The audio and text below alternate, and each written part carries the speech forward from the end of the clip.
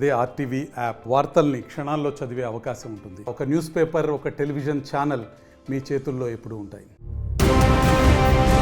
Maharashtra deputy CM Ajit పవార్కు భారీ ఊరట లభించింది.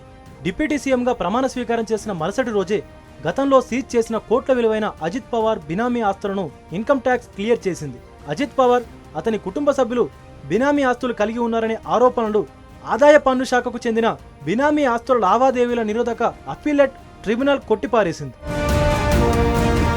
బినామీ ఆస్తులు కలిగి ఉన్నారనే ఆరోపణలపై 2021 అక్టోబర్ 7న అజిత్ పవార్కు చెందిన సుమారు 1000 కోట్ల ఆస్తులను ఆదాయ పన్ను శాఖ సీజ్ చేసింది. ముంబైలోని నారీమన్ పాయింట్ వద్దనున్న నిర్మల్ టవర్తో పాటు మొత్తం 5 ప్రాపర్టీలను ఐటీ శాఖకు అటాచ్ చేసింది.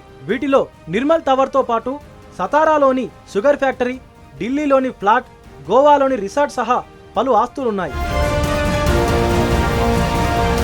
బినామీ ప్రాపర్టీల లబ్ధిదారుల్లో అజిత్ పవార్, ఆయన కుటుంబం ఉన్నట్లు గతంలో ఆదాయ పన్ను శాఖ అధికారులు తెలిపారు. అజిత్ ఫ్యామిలీపై యాంటీ బినామీ చట్టం కింద కేసు బుక్ చేశారు.